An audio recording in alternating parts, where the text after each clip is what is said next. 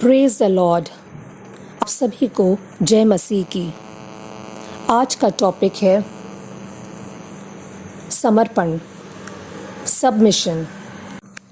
समर्पण के बारे में प्रभु ने वादा किया था यिर्मयाह के 29 अध्याय के 13 पद में, तुम मुझे ढूंढोगे और पाओगे भी, क्योंकि तुम अपने संपूर्ण मन से मेरे पास आओगे।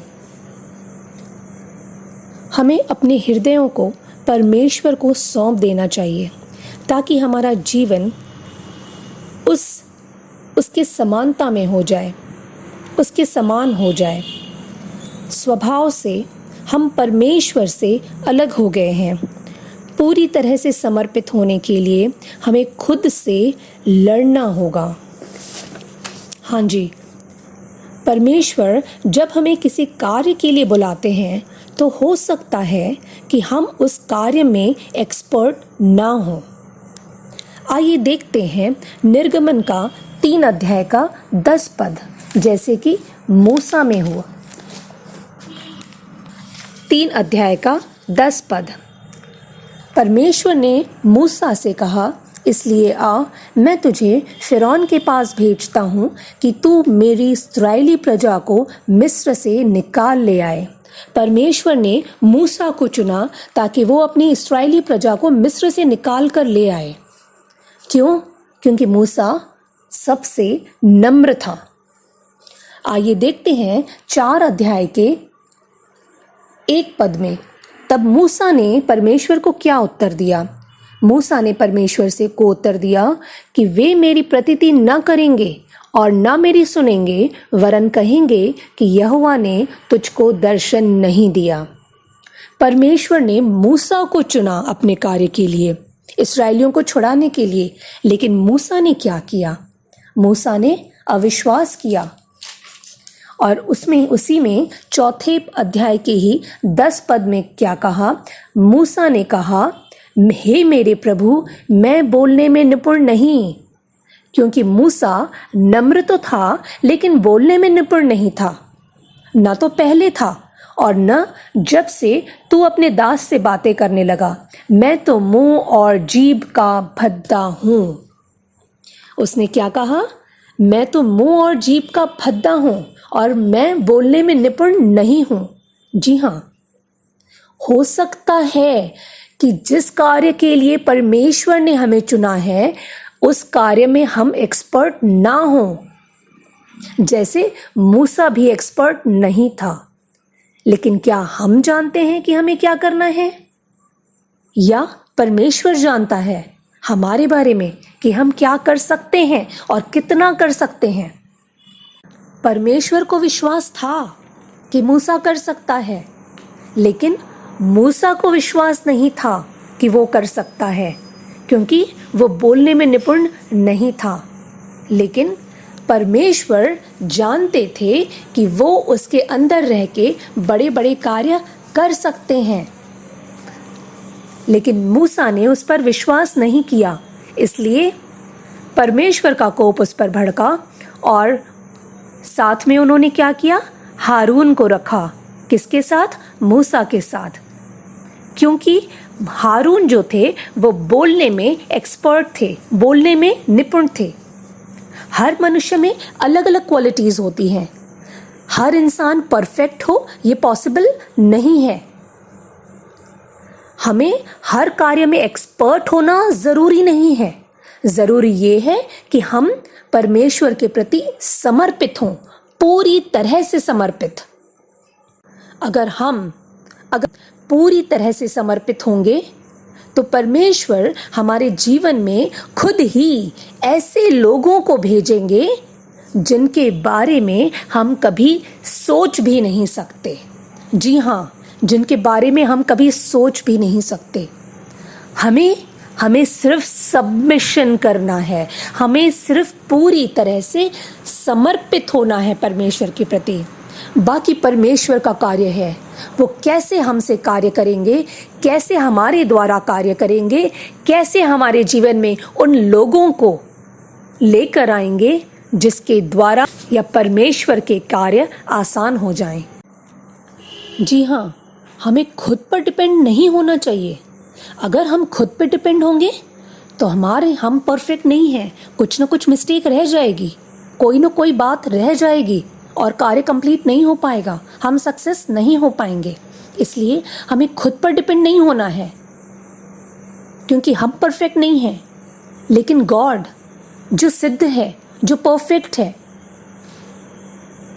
वो हमारे अंदर रह के बड़े बड़े कार्य कर सकते हैं।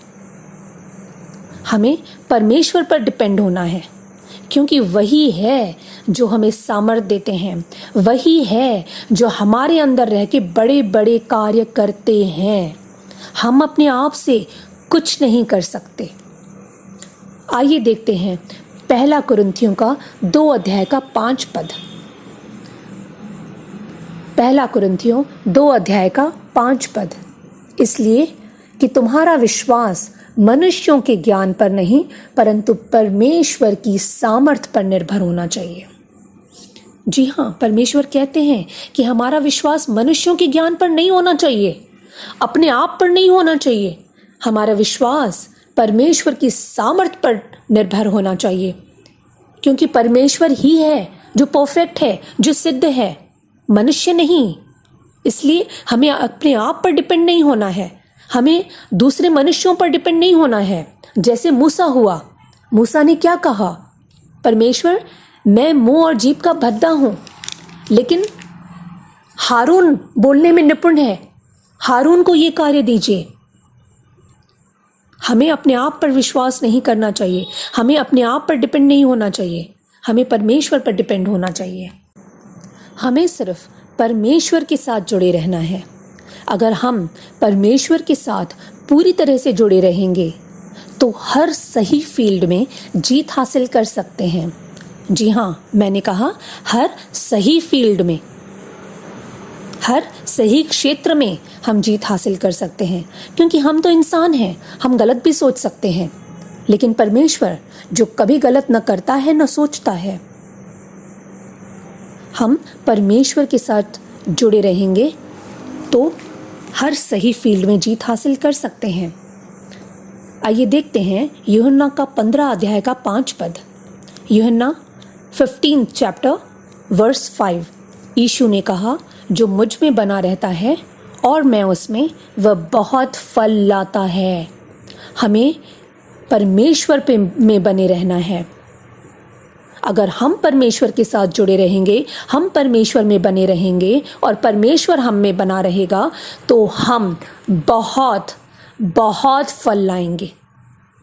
यदि हम मसीह में बने रहेंगे तो हम विजयी होने की घोषणा कर सकते हैं। कब? जब हम मसीह में बने रहेंगे, हम जब मसीह के साथ जुड़े रहेंगे, सिर्फ तभी हम विजयी होने की घोषणा कर सकते हैं। तभी हम 100% ये कह सकते हैं कि हम विजयी होंगे।